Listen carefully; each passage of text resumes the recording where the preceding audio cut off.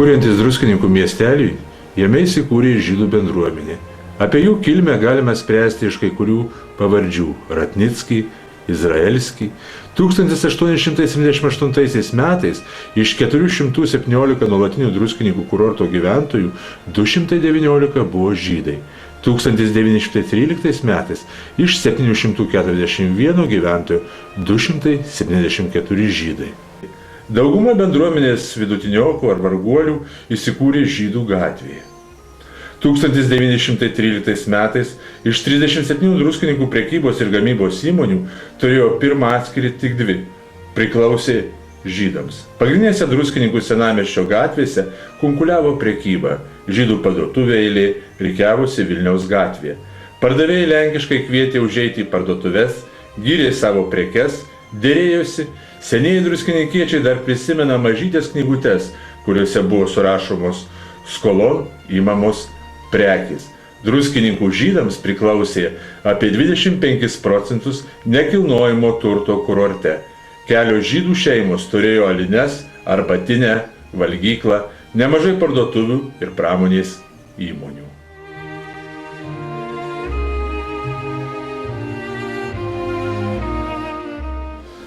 Jeigu kalbėti apie žydus Druskininkuose, tai tema yra labai plati, įdomi ir tikrai verta dėmesio. Šalia Čiurlionio iš karto iškyla varšuviečio gydytojo Juzefo Markevičiaus šeima ir čia pat žydų Abraomo Lipšicų šeima. Šeima įdomi kaip po druskininkiečiai, kaip po mūsų miesto istorijai palikę labai nemažai.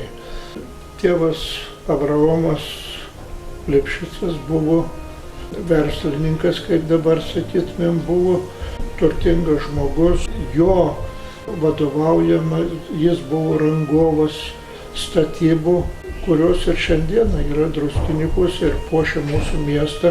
Kulminacijai 1909 metais, kada simboliškai taip susitinka, prasilenkia Čiurlionių sūnus Mikalojus Konstantinas Čiurlionis ir Lipšicų sūnus Jakovas Lipšicas Jokūbas, vėliau studijų Paryžiui pasauliui daugiausiai žinomas kaip Žakas Lipšicas.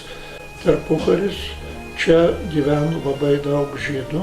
Ir jeigu pamėginti juos kažkaip simboliškai prikelti, jeigu pabandyti pasižiūrėti juos, mes matytumėm, kad jie davė Druskininkų kultūriniam gyvenimui, jie sudarė tą Druskininkų miestelio savotišką nuotaiką ir aurą. Buvo tragiškas įvykis, kad Druskininkuose sunaikinom žydų kapines. Buvo drastiškai sunaikintos kapinės, o tuose kapinėse buvo palaidota Žako Lipšico mama. Ir sužinojęs apie tai, jis labai garsiai, kad girdėtų visas pasaulis, pasakė savo nuomonę apie tai ir tuo ilgam užsitraukė nemalonė ir apie jį nebuvo kalbama. Daugybė bandymų kažką tai padaryti, atsitrenkdavo į sieną ir nieko nebuvo galima padaryti. Ir tik tai paskui, kada pasikeitė laikai, kada atgavom nepriklausomybę ir galėjom jau kažką tai padaryti, tada jau šis tas padaryta, bet man atrodo, kad žymiai mažiau negu reikėtų, žymiai mažiau negu privalėtumėm padaryti. Žakas Lipšicas, kada baigė Paryžiuje dailės akademiją, tai pirmas jo darbas buvo Stirnaitė. Toks grakštė Stirnaitė.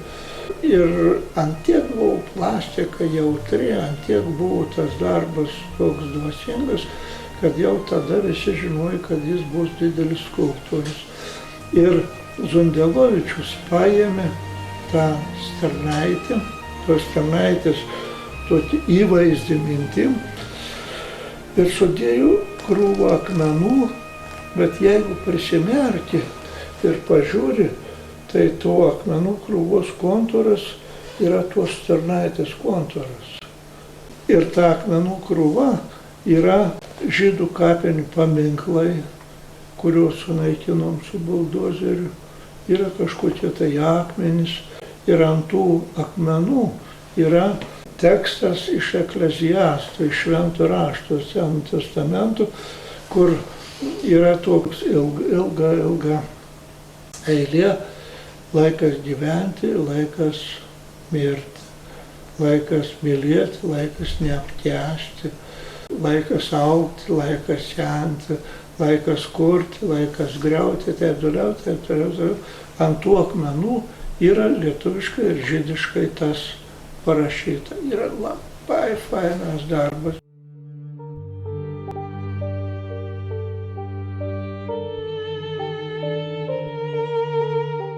Mes esame Ratnyčioje prie senųjų žydų kapinių.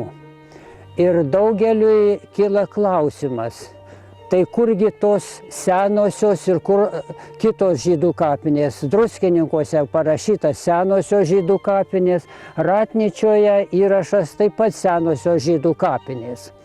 Tikrai senosios žydų kapinės yra Ratnyčioje, todėl kad druskininkuose laidoti mirusiųjų nei žydų, nei kitų tikėjimų žmonių nebuvo galima.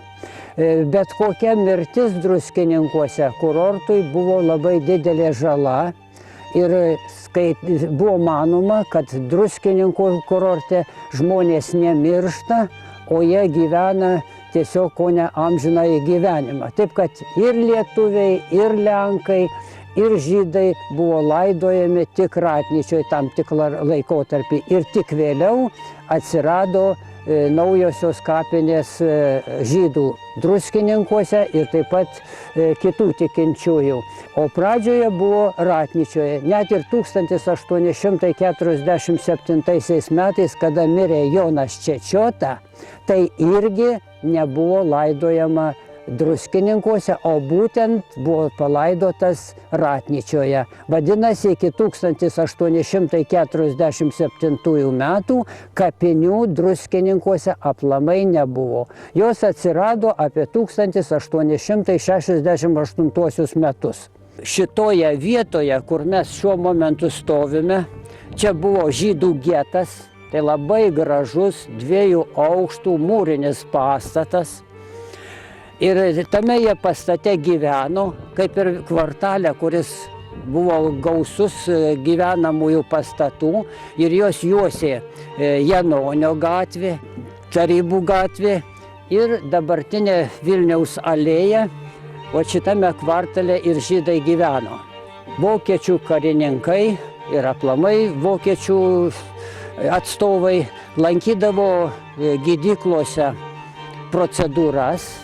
Ir jiem tas labai nepatiko, kad žydų getas yra šalia gydyklų ir kad trukdo jų judėjimui, kad žydai vienu žodžiu jiems nuotaiką drumščia ir visa kita. Tada iš šitos vietos būtent žydai 42 metų pavasarį buvo perkelti į žydų getą, kuris tęsė savo veiklą, kaip jau mes minėjome, būtent Antakalnio ir Žydų gatvėse. Ir čia ir buvo Antakalnio gatvė, kurioje buvo patalpinti žydai. Be abejo, pastatų buvo tada žymiai daugiau, mediniai, ir šitoj vietoj buvo pastatų daug, o Žydų gatvė ėjo už va šitų pastatų tarp Laukų gatvės ir dabartinės Antakalnio gatvės. Čia būtent šitoje vietoje buvo vadinamieji vartai arba žydų išėjimas iš geto į miestą. Be abejo, jie buvo kontroliuojami, nes buvusiame Žako Lifšico pastate, rūmuose, buvo SS tarnyba, kuri būtent ir kontroliavo žydų geto veiklą ir prižiūrėjo šitų žydų judėjimą iš geto ir taip pat į getą.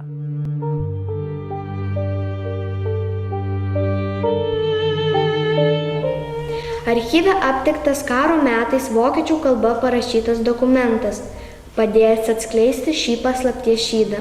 Jis parašytas 1943 m. rugpjūčio 12 d. Pasirašytas Druskininkų vokiečių okupacinės tarnybos komisaro ir adresuotas savo viršininkui, Gardino rajono komisarui. Jo vertimas iš vokiečių kalbos liudija 1943 m. birželio 30 d. Jaskelevičių Jaskonių kaime pas Petrą Jaskelevičių buvo rasti 4 žydai. Taip, Jaskelevičius ilgą laiką šiuos žydus slėpė savo klojime, todėl jis su žmona iš karto buvo areštuoti ir perduoti Gestapui. Jo žemės sklypas perduotas nuomoti kitiems valstiečiams.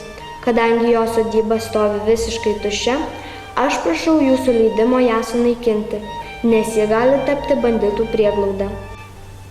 Ta diena išaušo, žvarbi ir lietinga. Gal todėl anksti pakilusi motina nekėlė iš pasalo savo vienintelis iš vaikų namuose buvusios mažametės dukters Bronės, o pati išginė į ganyklą gyvulius. Vaiko miegą nutraukė lauke pasigirdę šūviai. Pripulusi prie lango dar spėjo pamatyti tolyn nuo klojimo bėgantį žmogų, kuris krito pakristas kulkų. Viskam nutilus dar matė, kai ginkluoti žmonės privertė jos tėvą nužudytų žmonių kūnus suvilkti į duobę ir jūs užkasti. Po to kareiviai abu tėvus įsivedė su savim, kartu įsivaidydami ir galvijus. 2012 metais rugsėjo mėnesį Lietuvos Respublikos prezidentė Dalia Grybauskaitė apdovanojo jaskoniškius Ipolitą ir Mariją Jaskelevičius bei tragedijos dieną likusią gyvą jų dukrą Bronislavą Karaliūnienę Jaskelevičiūtę žūvančių gelbėjimo kryžiumi. Dar ir dabar senųjų Druskininkų gyvenančių žydų vaikai ir vaikaičiai atvykę į Druskininkus aplanko Druskininkų getų vietą ir uždega atminties